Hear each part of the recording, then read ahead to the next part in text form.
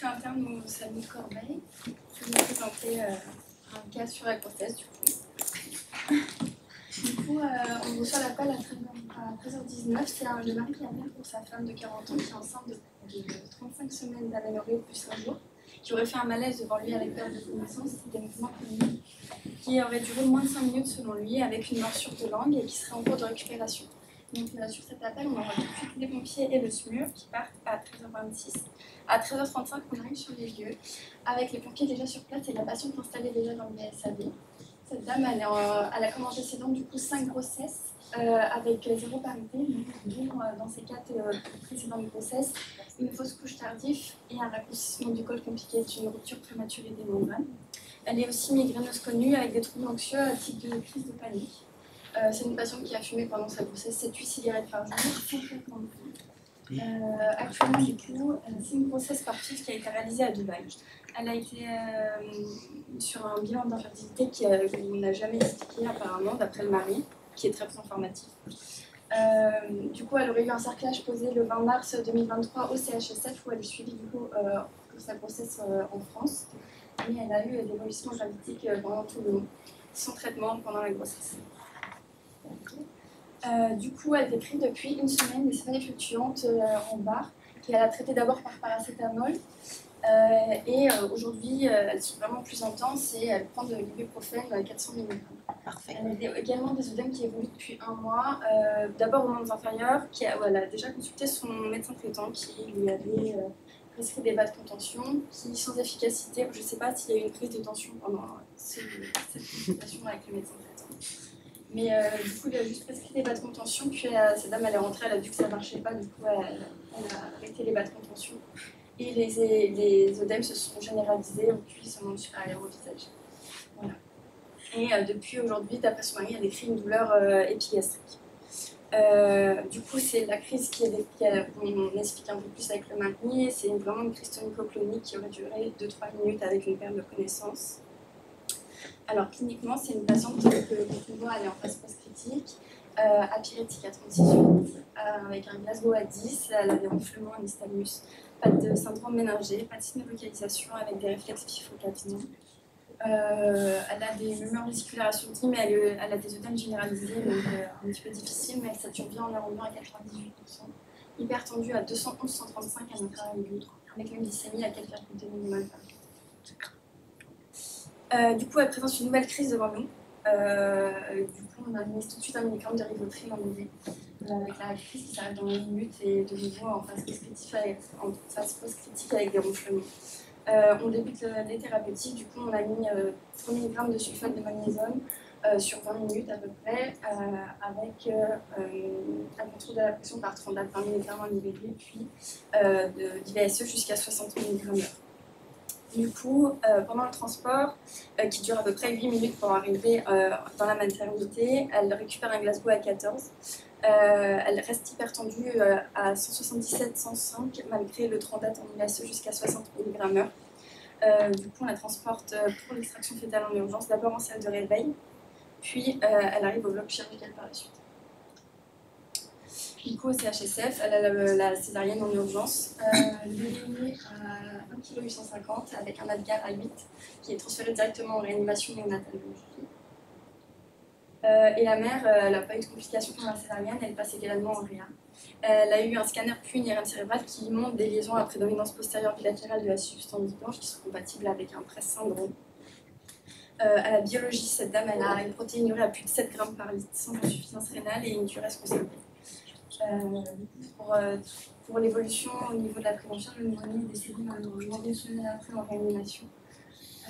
Et la mère, elle a été hospitalisée 72 heures et les suites ont été bonnes.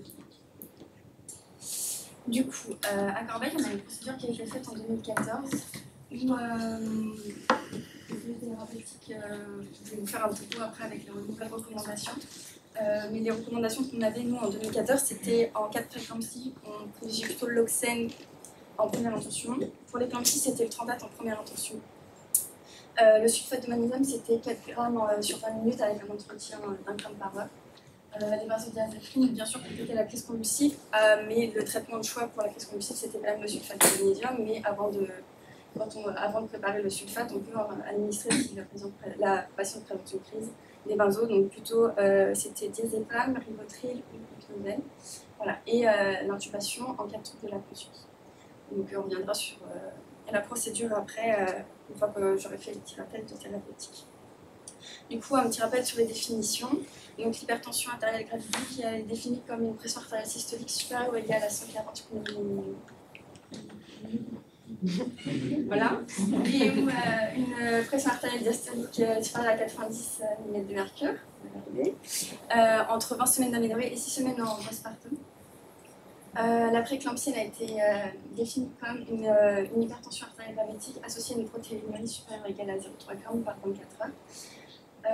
On parle de préclampsie sévère en cas de préclampsie associée à un signe de gravité. Donc les signes de gravité, c'est une hypertension artérielle sévère avec une pression artérielle systolique supérieure ou égale à 160 ou une pression artérielle diastolique supérieure ou égale à 110. Une atteinte rénale ou un OAP, une douleur abdominale ou une barre épigastrique, un L syndrome, du trouble nerveux ou un hématome intrapassagère ou un traumatisme fœtal. Donc l'éclampsie, c'est vraiment l'urgence vitale avec la crise convulsive tonico-clonique associée à de l'HTA gravidique. En cas de cécité, il faut absolument évoquer l'éclampsie qui est traduit à un trouble vasomoteur occipital. Et en cas de crise chez une femme enceinte ou à 6 semaines en postpartum, il faut absolument penser à l'éclampsie. Donc ça, c'est la recommandation de la SFAR de 2020. Du coup, c'est, je vous ai dit, la prééclampsie sévère, du coup, avec une pression artérielle supérieure ou égale à 160, systolique, pardon, ou une pression artérielle diastolique supérieure ou égale à 110, ce qui est l'urgence hypertensive. D'abord, il faut directement débuter un traitement antihypertenseur. Si on n'a pas de signe de gravité et que la volumineuse n'est pas disponible dans l'heure, on privilégie un traitement péros, du coup, par là. Donc, on commence d'abord par l'abétolol. Si des contre-indications, la bétolol par exemple, Adalat ou l'Oxel. Ensuite, si il y a un signe de gravité et qu'il y a eu qu'il y a eu un échec des traitements péros par bi ou monothérapie, on passe par voie veineuse avec une traitation par bolus. Si il y a une pression artérielle qui est non contrôlée supérieure ou égale à 180 ou une pression artérielle diastolique supérieure ou égale à 120. Et on peut faire de l'IVSE par Trendat, L'Oxel ou Lopresti.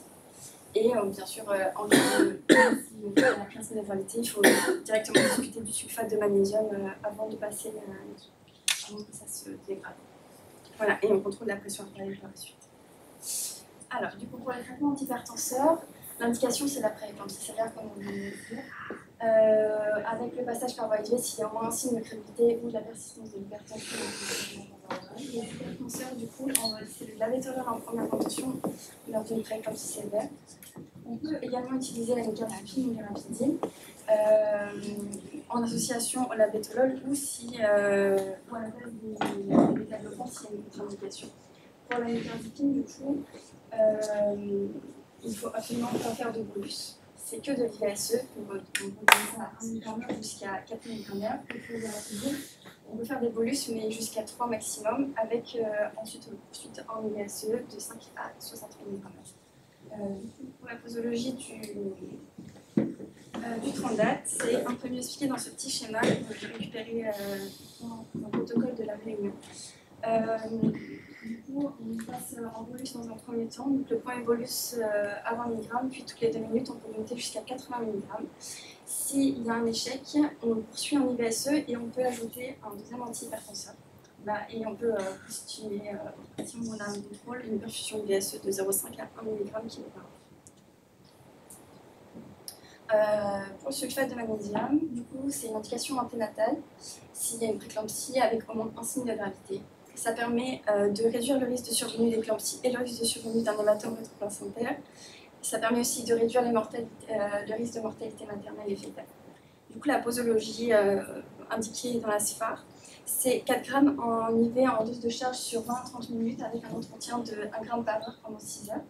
On peut ajouter une dose additionnelle de 1,5 g à 2 g en cas de récidive d'éclampsie.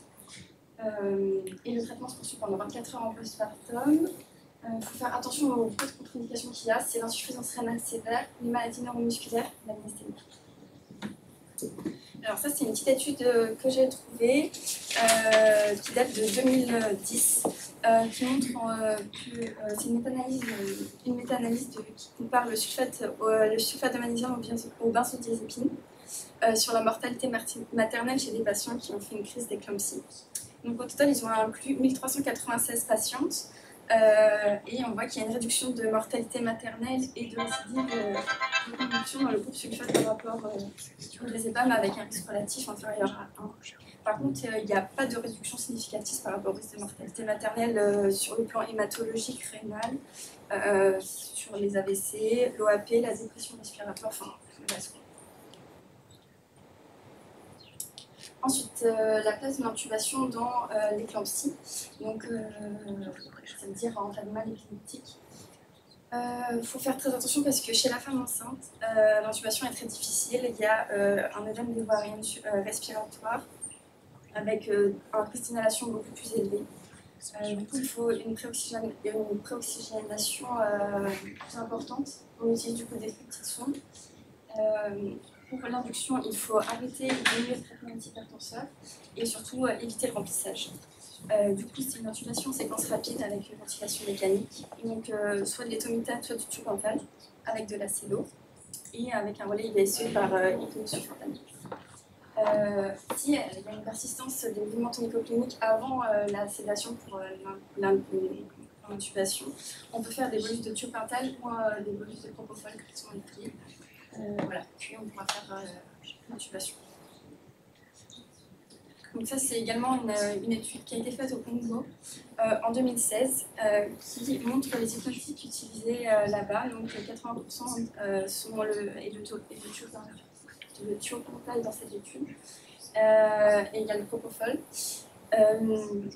Concernant cette étude, ce qu'ils en ont conclu, c'est qu'on va de plus en plus utiliser le propofol parce qu'il y a une meilleure disponibilité et une meilleure tolérance maternelle et fétale, malgré le fait qu'eux, ils ont utilisé plus de thiopental que de propofol. Ils concluent quand même que c'est mieux d'utiliser du propofol par la suite. Est-ce que moins de risque pour la mère? Pour l'extraction fétale,